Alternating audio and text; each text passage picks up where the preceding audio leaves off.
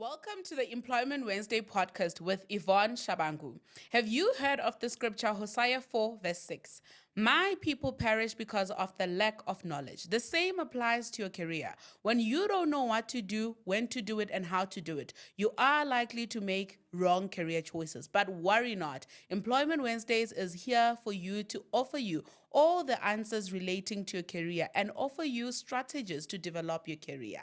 Enjoy. So, there are allegations that the law degree is no longer viable and people should not be studying it or pursuing it because the field is saturated. Well, we have our own preservations regarding this. You will let us know in the comment section what you think about the law degree, whether or not people should be studying. If you want to know our opinion, stay with us. Tune into this episode. I am your host, Yvonne Shabangu. You are welcome to another episode of Law Without Borders. So we're going to start with the For Your Own Information corner. So the first thing is the first quarter of 2025 has proven or shown that there is at least 46.1% of unemployment in our country, which has increased at least by 9%. So we have a big problem. And then secondly, please don't do drugs because apparently there's a surge of the use of drugs between South Africa and Lesotho, where there are situations whereby a person actually injects themselves with somebody's blood who's already smoked the drug. So because they want to serve this addiction, so they would rather inject themselves with somebody else's blood, which I find very cringe. So don't do drugs because you're going to end up an addict. And when utilizing AI, please ensure that you fact check every single thing that you get from AI, because sometimes it's incorrect or sometimes it's not accurate, basically. And then 18 July is Mandela Day. So make sure that you do your part to be kind to others and make a difference. And then we're going to go into the shout outs. Our first shout out goes to Clerking, and she says, what a beautiful episode and what a beautiful and insightful episode. Thank you, ladies. This is the episode with Boipilo. You should check it out if you're interested in being an occupational therapist. And then the second shout out goes to Andile Maseko, and he says, best episode by far, which is the episode with Justice Lutuli. I have a question for you. Have you watched all the episodes? If you're saying this particular one is the best by far. And then the last shout out goes to, why didn't I get her name? But she says, I enjoyed this conversation. It's inspiring as always. I like to see more women rising up into unconventional spaces using their LLB degree, which is the whole point of Law Without Borders, to show and prove that the law degree is a versatile degree. And today I'm seated with one of my faves. Before I introduce her, I want to give her flowers. We appreciate you so much. I know a lot of people in the legal industry appreciate you because you're one person who shows up for everybody. How you do it, I don't know. You'll randomly see her, she's there and she's gone. What matters is she shows up. If you give an invitation, she honors the invitation, she makes time for it. And it's beautiful to see that you're able to show up for other people and show up for your dreams as well. And seeing you actually become and do all of these beautiful things is actually a beautiful experience, and it's inspiring. I am seated with Tshidi Vilagazi, BA, LLB, cum laude, an LLM from the University of Witwatersrand. Somebody commented and said I have beef with Wits, but the thing is, if you studied at UJ and at Wits, you know why. Oh, do you? Oh, because I wouldn't know because I didn't study at UJ. Well, we call you guys the university down the road, and then allegedly they say we are the high school up the road. Yep, I've heard that before. So not only did she conquer the edge, she conquered it 3 times, and she conquered it 2 times cum laude. Wow, ne? God has faves. And she also clerked at the ConCourt, and she's an admitted attorney, and she's currently a senior associate in the corporate department at one of the big law firms. And she is into lifestyle content creation, and she's a mom, she's a wife, and she's a mom to beautiful twins. Love them so much. Welcome, Tshidi. Thank you so much for honoring my invite. Thank you, finally. You're finally here. Yes. Love it, Sana. So we're going to go into the icebreakers now. So what I'm going to do is I'm going to give you random words, and you're going to create a story for me. Oh, okay. You're already putting me to the test. Okay, let's do it. I know you guys are getting you cram from other episodes. Yo, Yeah, this is how I'm going to answer this one. Okay. So I'm just going to throw in words and then you're going to create a story for us, right? Nezna. Nice, na. Yeah. Beautiful experience. Sister Bettina. So this, it has to be a story altogether and not sentences. Oh, so you wait. So how does it work? So you're gonna give me words. Yes. And then I must remember them, and then I'm gonna do a join them together. So I'll give you Nesna, and then you said it's beautiful. Yes. Then I say Sister Bettina, then you join it to your story that you're telling us. Oh, okay. Let's start again. Okay, Nesna. Beautiful. Sister Bettina. Brother. Law. Passion. Cum laude. Hard work. Traveling. Dream. Isaga. Ooh, isaga ka na ke eng? Guys, ke eng? Ooh, I'm married to a Zulu man. I can say, look, isaga ke eng? You don't even know that trending song. So we are going to sing. Isaga bunga. Yes, I don't know what it is. Oh, get a song. Okay. And I feel like you're cheating this game because you're not telling us the story. Like the action, like story. Sorry, guys. I can't understand the game. But it's fine. It's okay. Then we're going to go to the next part. If you... So... This is a scenario. Like I had this conversation with my dad, right? And then we're talking about how, so you had a situation, right, where you ran out of cash. You don't have money for groceries or maybe money for electricity. Yeah. And then one of your friends says, hey friend, let's go out. I'm taking you to Groove or whatever the case may be. What do you do? Do you let them know to say, hey Chomi, I don't have groceries. I'd rather have you buy me groceries or buy me the electricity, or we are go Groove. It's anyway you're gonna see when you come back. Can I do both? How are you gonna do both? Like I would do the groceries and Groove. So you would ask your friend to buy you the groceries and also take you to Groove. Show me like I can shop for this month. Like I'm also hungry. Like let's do both. I feel like my friends would get that. Okay. Like I'm the kind of person that my friends would be like, yeah, that's fine. Okay, so you're comfortable and open with your friends. Absolutely. Okay, love it. Because so when my dad and I were having this conversation, we're talking about how people would never really talk about their vulnerabilities.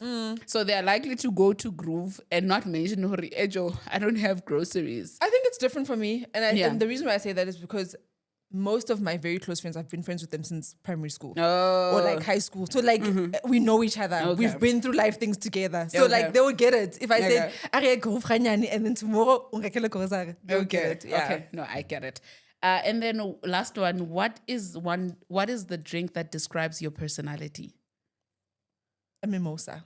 Because I love bubbles, but I also gerata branchy vibes. Okay. So mimosa is my favorite. Yeah. Okay. Then we're gonna go into your high school life. How is high school, and what is like the highlight of your high school? Oh my word, this question, Yvonne, is hard because I always say this. I did not enjoy primary school and high school. Wow. I don't know. Like I just, if I ever think of a time in my life where I'll say I started enjoying life, those two places, I don't even envision them, right? And I think if I can just take a step back a little bit, is that, in high school, I mean, not high school, primary school. Yeah. I grew up in a very, I was raised by a single mom, right? And my mom had 3 kids. I was the last born of 3 kids. Yeah. And my mom struggled. Like that's one thing that I remember from my childhood is how my mom struggled. And I think from a financial perspective, yes, but I think also from I had a brother, my mom's first child, who was, how do I put it? My brother was involved in a lot of what I would probably say criminal activities. And so we grew up in a very hostile home because of that. Yeah. And it was sort of, it was hard, man, growing up, seeing my mother struggle with my brother's lifestyle, but also trying to be there and show up for her 2 kids, right? So a lot of my my primary school was me sort of trying to navigate that life, right? And I love my brother. Like, don't get me wrong. I love my brother and I still love him today.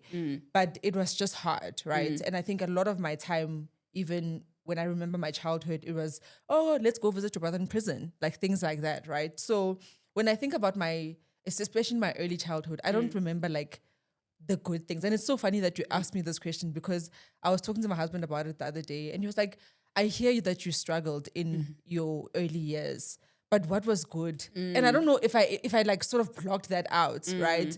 So primary school was hard.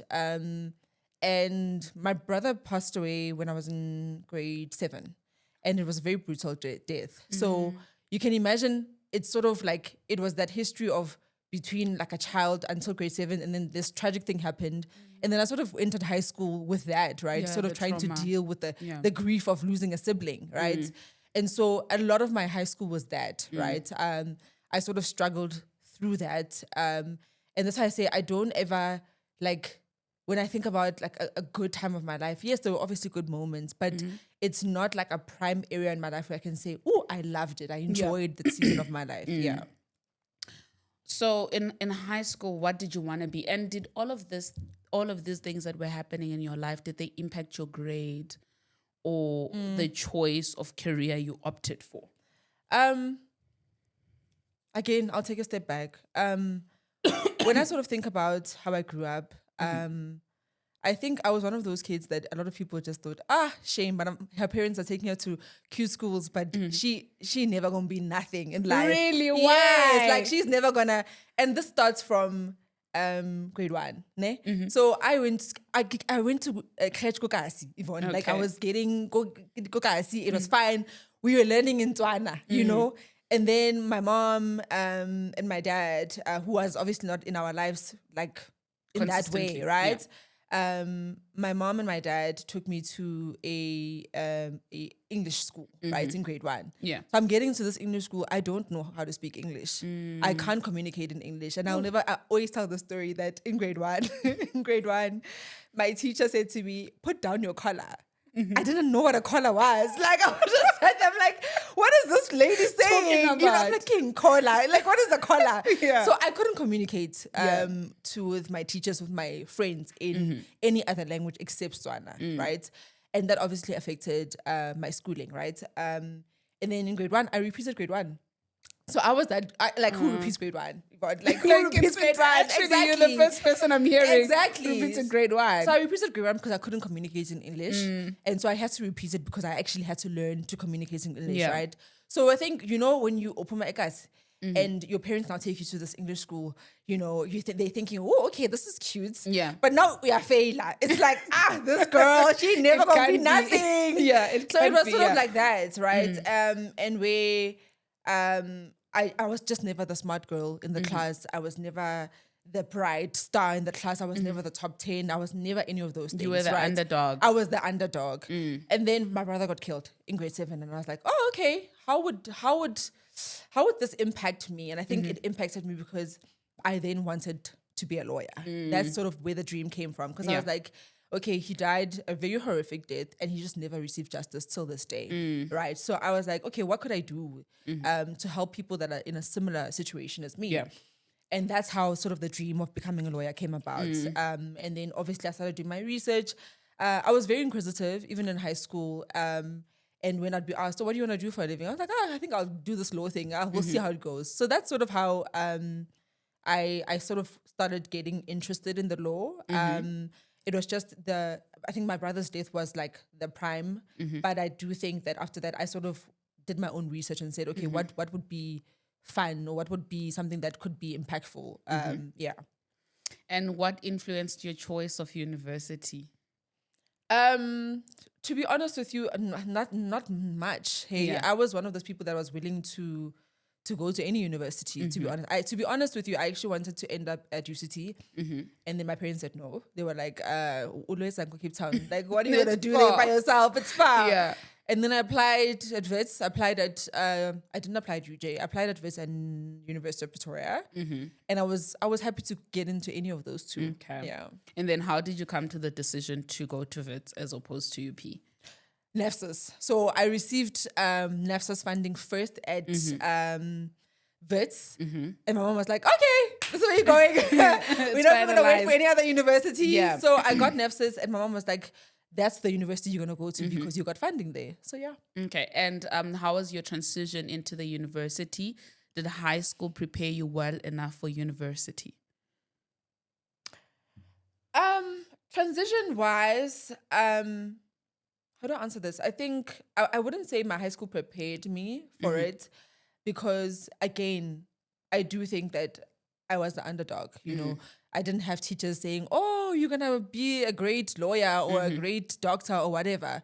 I sort of had to like go about doing my own things, right? And I think that helped me. It did help me a lot because I had a group of friends. I suppose we were all underdogs, really, where whatever we needed to do, we did it ourselves. You know, we didn't wait for people to say, "Oh, this is what you need to be doing. This is the scholarships you need to be applying for." We were those kids that would sit in the library and Google bursaries and Google NAFSAs. How do we apply? How do we do this ourselves? So I think we prepared ourselves. We prepared ourselves. So I don't think it was anybody or a particular teacher that prepared us to be successful in university. No. Okay. And how was that transition? From high school to university. It was good. Okay. And I think for me, Yvonne, I was very scared to go to varsity because I think a lot of the times people tell you how hard it is. Yeah. Like, yo, and then you get there and then you see people at Wits being excluded and you're like, okay, this is definitely hard. And I think for me, I was particularly scared because I was not the smart bunch, right? So I was like, okay, if I'm not the smart bunch and smart people are struggling, what does that mean for me, right? So I think I went into university with this is the time in your life you're gonna work the hardest you've ever worked. Like it was just like, because you don't have the advantage of being an A student, you have to show up for yourself. So I think the transition for me, it was not bad because I literally think I just showed up. Like in every way possible, I showed up. I was one of those people, Yvonne, you know, when you go to a lecture and you have a list of questions because you've done all the readings. That was me. Wow. Like, I would prepare for every single lecture. I would prepare. I would do all the readings. I would do even extra. And I think for me, that helped me a lot in university because I think it was a sort of a different study method that I didn't do in high school, right? So transition-wise, I don't think it was bad because even when I got my first semester reports, I was like, this can't be my name because how is this my name? So I think in the transition sense, it wasn't bad because I committed to showing up for myself. So yeah, it wasn't bad. And what was the highlight of your university days? Ooh, there's a lot. There's actually a lot. Highlights. There's a story I'm expecting, but let's hear. Oh wow. Okay. Highlights. I think from an academic perspective, my biggest highlight was sitting in third year in December. I'll never forget the day. In December. And literally, I remember when I got to Wits, first year, I would hear people talk about, oh, cum laude. I'm like, what is this cum laude thing? What is this thing? Yeah. And then I researched it first year. I was like, oh, okay, 75%. Okay, let's try. First year, I did it. I got the 75, over the 75 average. Second year, I did it again. So final year was the year to see, will I be able to graduate cum laude, right? And so when the result came in December of my first degree, when I did my BA, I was like, I couldn't believe it. I was like, me? Kanjani, guys, like Kanjani. For me, that was my biggest highlight of university. That and my LLB cum laude results. And then from a personal perspective, meeting my man. Yes, I thought as much. Meeting my man, of course, guys. I left university with 2 degrees and a man. Like, so that those are my 2 highlights, man. Personal, I achieved it. You achieved everything. As in, I left with very happy. Satisfied. Yes, of course. Okay. Did you know your options with the law degree? What was the plan? The plan with my law degree, to be honest with you, when I thought law, when I wanted to be a lawyer, I thought courtroom, prosecutor, criminal law, that kind of vibe. And then I think my inquisitive nature had an effect on how I sort of streamlined from that view. So in grade 11, my mom obviously knew I wanted to be a lawyer. And then her colleague, I think she was having a conversation with a colleague, and the colleague was like, oh, this is actually this opportunity for high school students at a law firm called Norton Rose. Maybe your child might be interested in it. Maybe sign her up. Mom signed me up, and they called me. They're like, come through. It used to be called a scholar day. Yeah. And I went through to the scholar day, and I was like, guys, what's going on here? These big buildings. Why are these lawyers in these fancy suits? What's going are on? these people even lawyers? Yes. That was the first time my eyes got opened to another area of law that I had no idea about. Yeah. And so when I got to Wits, I was like, how do I get to that building? That was my view. I was like, how do I get to that building? Yeah. And I remember even having a conversation with HR at Norton Rose and I said to her, listen, I want to be here one day. I want to be a lawyer here. What do I need to do? And she said, girl, work hard in university. Get those marks. We'll talk. So when I got to Wits, I had an idea of where I sort of wanted to end up. I just didn't know how, right? And so I was like, okay, what could I do to get there? And I remembered her words, work hard. You're a great girl. You've got a fantastic personality, but we need your marks, right? And I think that's sort of why I really put the effort in university, right? And I remember even, I was one of those people, I started applying for VAC work in my first year of my BA. And I did my first VAC work in my second year of my BA. So I had been doing VAC work like consistently. And one thing about me, I didn't limit my possibilities. I did VAC work at a big firm. I did VAC work at my friend's dad's law firm in Pamfontein. I did VAC work at the magistrate court. I sat there for a week listening to prosecutors match. I did everything that you can think of. So by the time I was like, okay, I want to go to this corporate environment, I had done a lot. I didn't just say, oh, I want to go to Big Five because Big Five is Big Five. I had actually done a lot of research. I had done a lot of investigations, spoken to a lot of people, a lot of different lawyers, magistrates, you can name it. I had done it. So by the time I got to Wits, I knew, okay, if I want to end up in those big fancy law firms, this is what I need to do. You had a plan. You did your research and then you planned it through. I did. Okay, so now then you decide before your articles, you go to the ConCourt. How do you end up at the ConCourt? How were you, since you were applying everything and all the things that you're applying for doing VAC work at law firms, how do we end up at the ConCourt? How did you know about the opportunity at the ConCourt? Funny story. ConCourt, I went, I'm just trying to think how it came about. Yes, ConCourt in grade 9. It's Grade 9? Step back. Wow. In grade 9, we were asked to do a project in, what was it called? Business studies. Asked to do a project. And my teacher said, what do you guys want to be? And I Googled, I'm like, what is the best position in law that someone can ever have? That's what I want. And then these judges wearing green came up. I was like, that's what I want to be. ConCourt. I didn't know what it was. I didn't know anything about it. Yeah. And then fast forward to final year. Thinking about different opportunities. And by that time in final year, I already had articles, right? So I was like, okay, thinking about different opportunities. I Googled Constitutional Court of South Africa. And lo and behold, it was 10 minutes away from Wits. And I was like, oh, okay, I can go and watch a case. Yeah. You know, I went, then one day during recess, I went to watch a case. And I got there and I was fascinated. Yeah. It was like the people that you see on TV, you can see them live. I was fascinated. Yeah. And then I watched the entire case. And then I think halfway through the case when they had a break. So you'll see at the ConCourt, there's the judges, and then just behind them, there's the law clerks. And I was like, who are these people wearing black? Yeah. You know? And I was like, I actually have to be brave. During the break, I went to one of the girls. I'm like, hi, my name is Tshidi. I'm a final year law student. I'm really interested in what's going on here. What are you?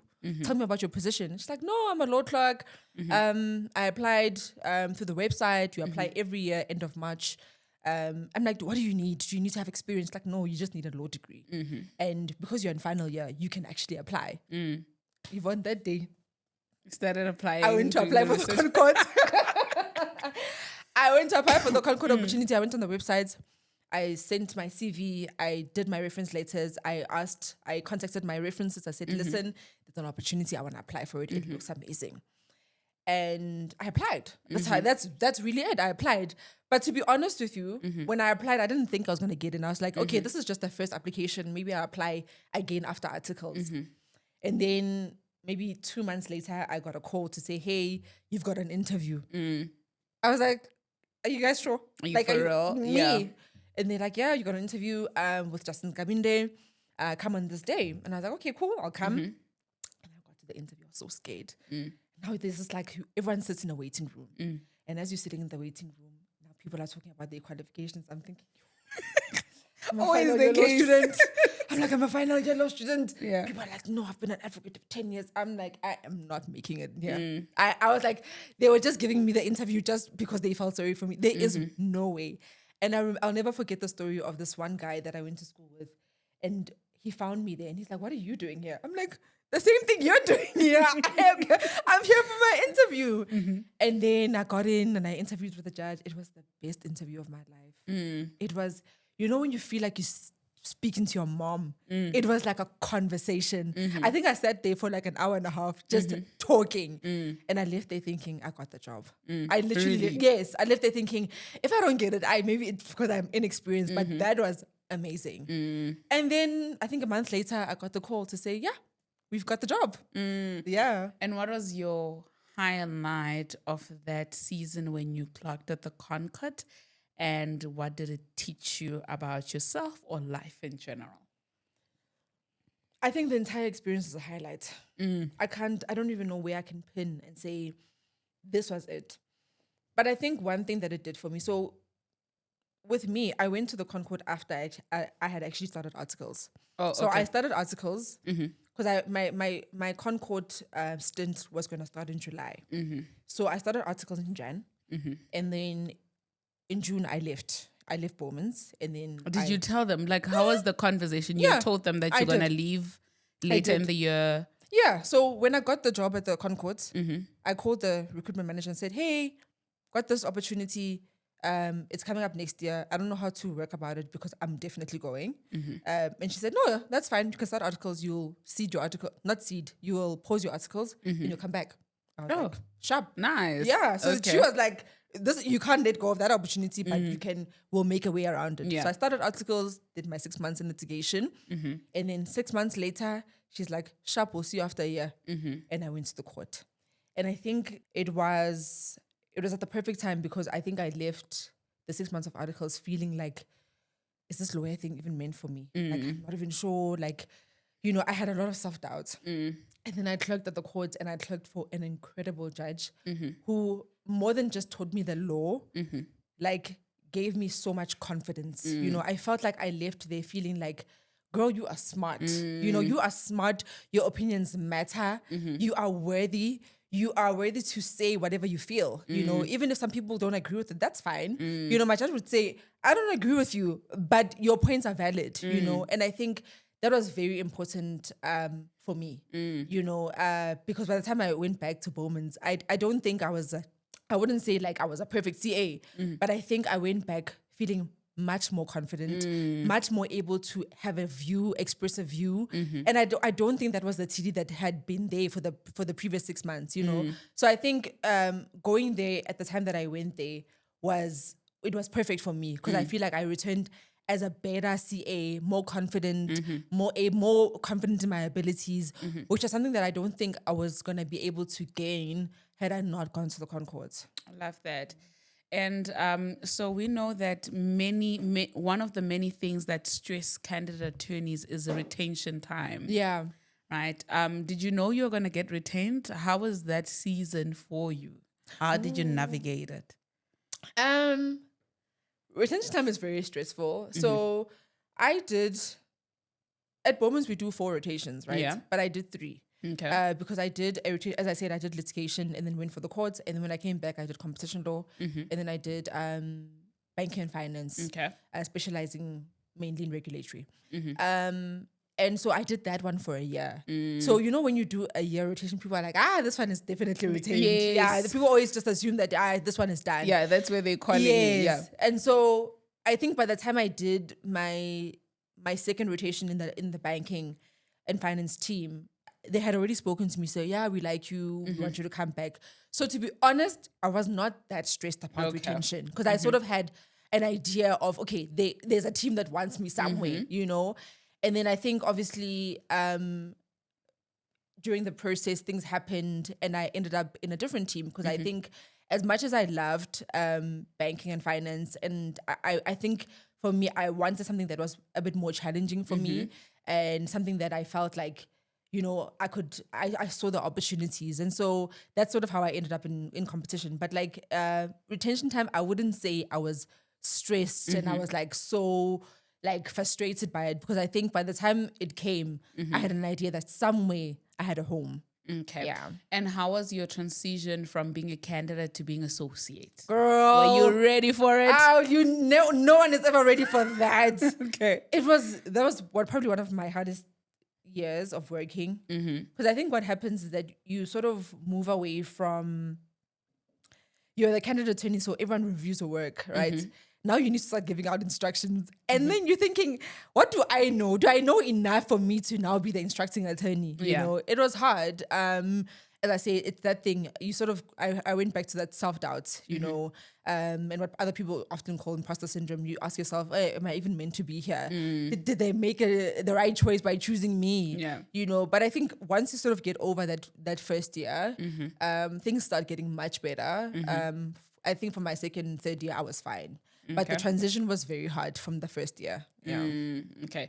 And now you're a senior associate. How was that transition from associate to senior associate? I don't think it's a bad transition, to be honest with you. I think what they sort of try to do at work is, by the time you get to senior associate position, you're already in your third year of your associateship, you're already operating as a senior associate. So by the time you actually get the title, you don't feel like there's a jump, right? You feel like, oh, it's the thing I've already been doing. Because I think even when you get to like a performance review, they ask you, we want to know, we want to see, are you able to perform at the level of senior associate? I don't think they'll promote you when you're still performing at the level of associate if you're not ready for senior associateship. So I think for me, by the time you sort of do the jump, you're already sort of operating in that level for a year. So it's not a bad transition. It's not. What does a senior associate in competition law, or rather in your department, do? What does your job entail? Oh, that's a loaded question.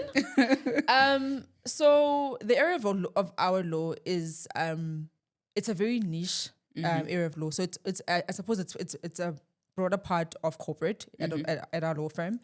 But competition, if I would say my daily job, and I think what we're lucky with, especially as juniors, is that we don't get to sort of subspecialize in a particular field. You know, I think as a partner, you sort of find your niche in a niche, right? So if I would say the kind of work that we do, I think our bread and butter at work is definitely mergers and acquisitions. So two companies coming together and saying we want to transact.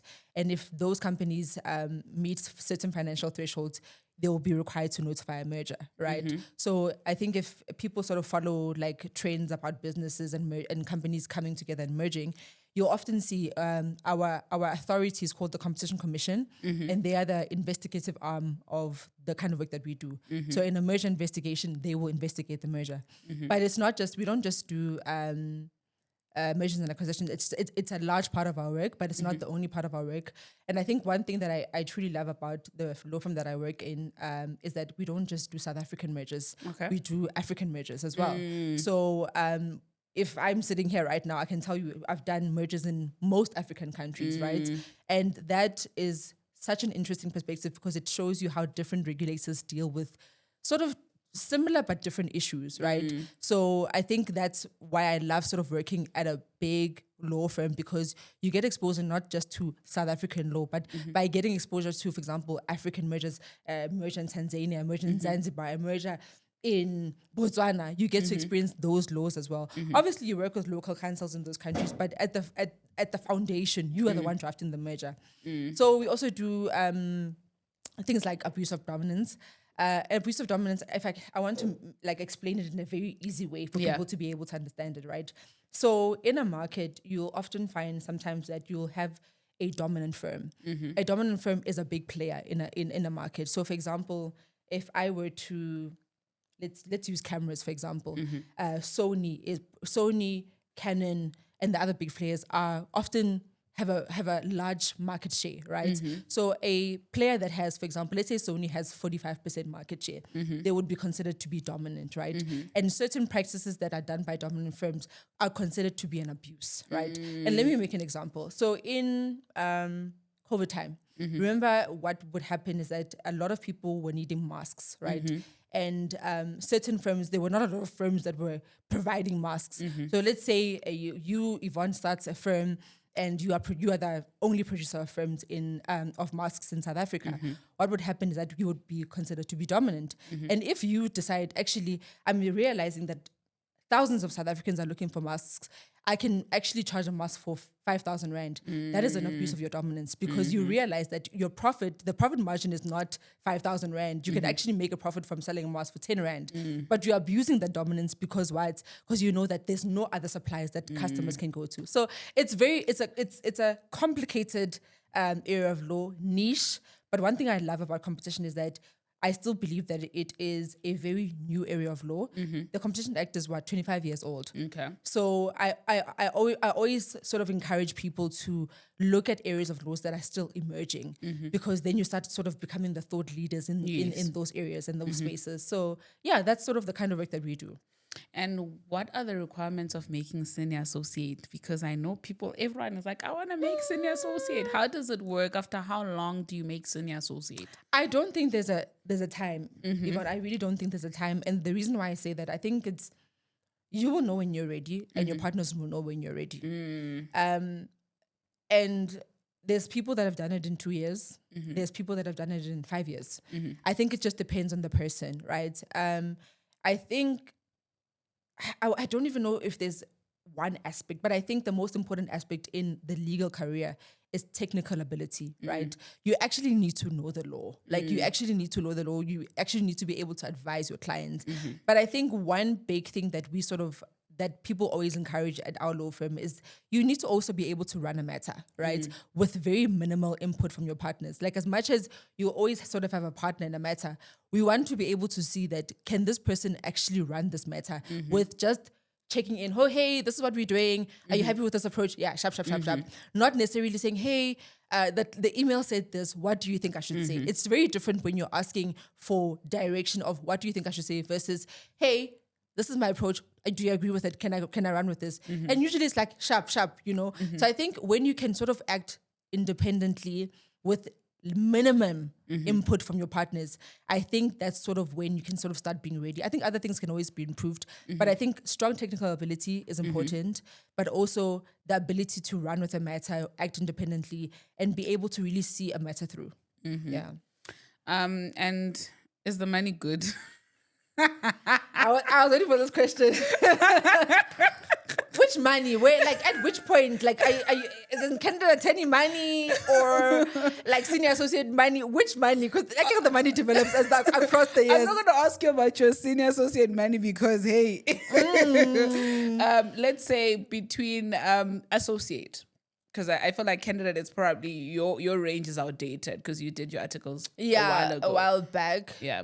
To be honest with you, I'm not going to tell you the figure. Okay. But I will tell you that if you work at a Big Five, the money is good. The money is good. I think compared to the salaries that we've seen from our peers, like what I want to post about 5,000, we don't get paid that amount of money. Okay. We get paid really well. I think even from a candidate attorney perspective, you get paid really well. You get paid enough to buy a car, get a cute apartment in maybe Bryanston or whatever, and live a good life.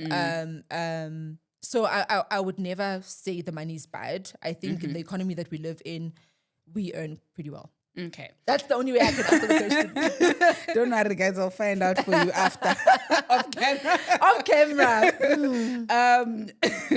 So you, like I said earlier on, there are allegations that the LLB is no longer viable, right? Do you agree with that?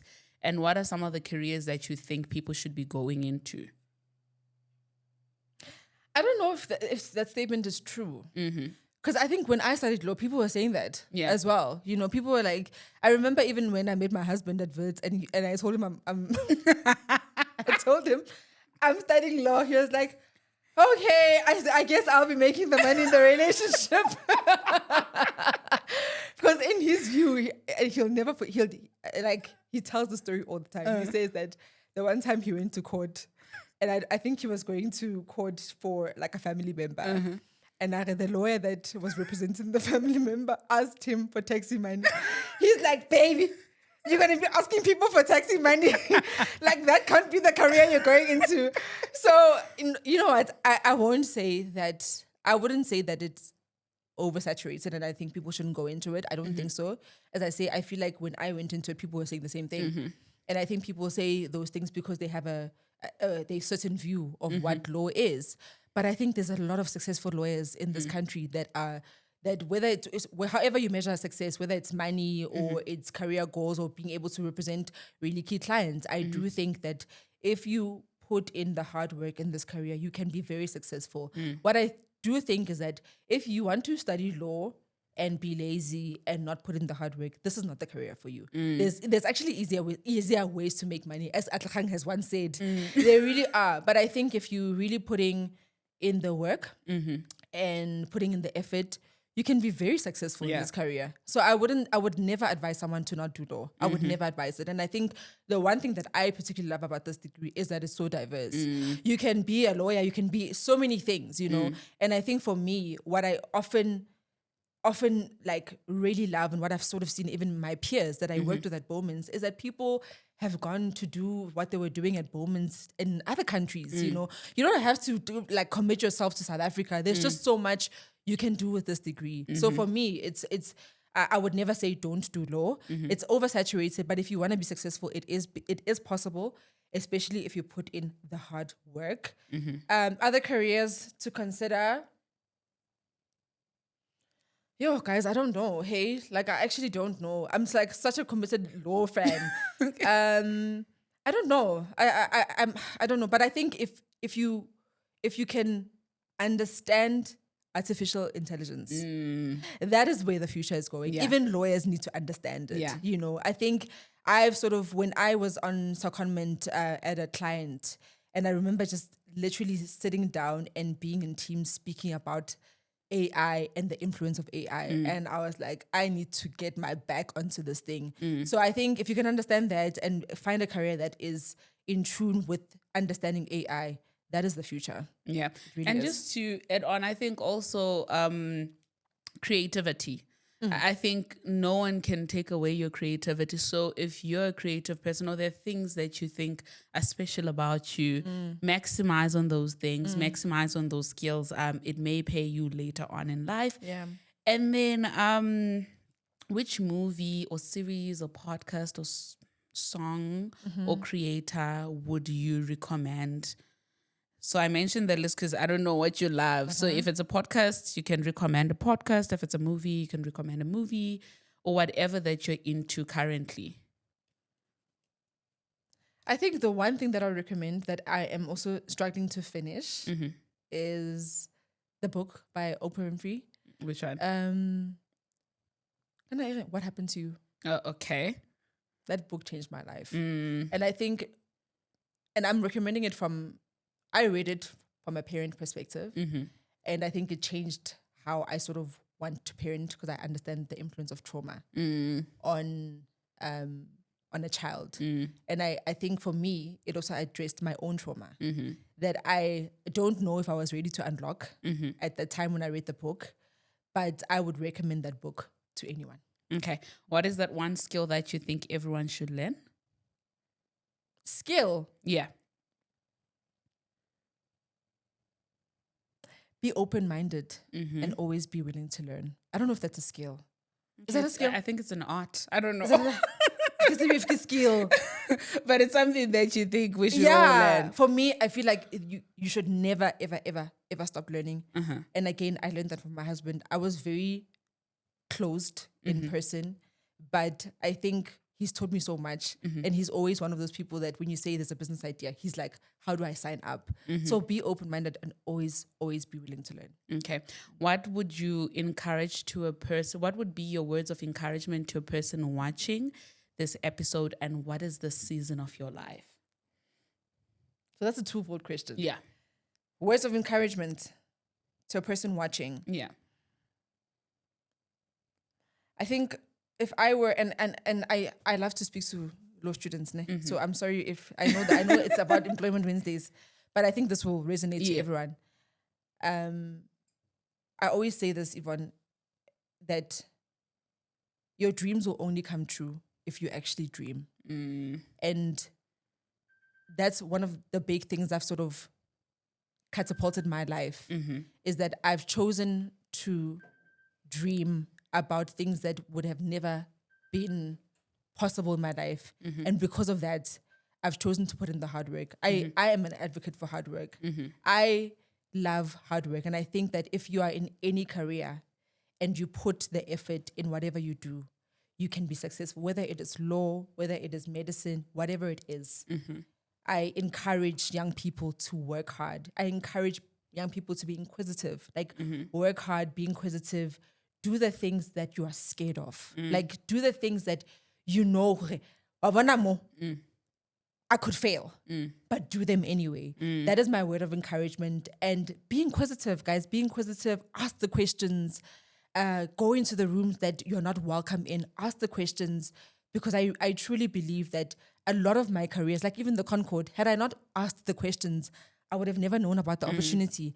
So ask the questions, do your readings, read. Like we, I feel like the generation that we live in, we actually don't read. And we learn that, and I see that in the kinds of questions that people will ask me. Someone will say, Tshidi, how do I apply for articles at Bowman's? And it's in the caption. Website. There is a website that gives you the step-by-step tools. So learn to read. And when you go to someone and say, be my mentor, why?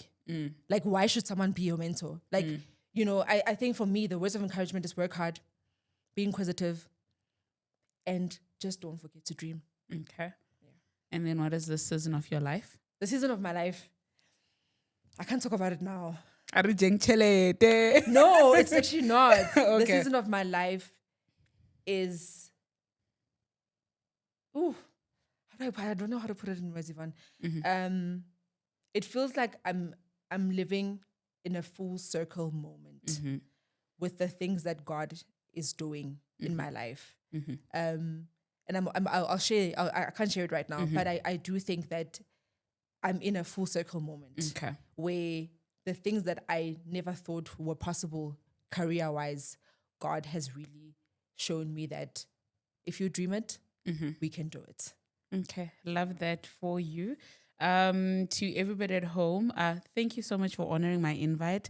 I'll call you again for part 2 because there's so many things I couldn't ask. Thank you so much for availing yourself. To everybody at home, thank you so much for watching. Don't forget to like, subscribe, share, and comment. And please use the thank you options if you want to see the next episode come up. Happy Employment Wednesdays.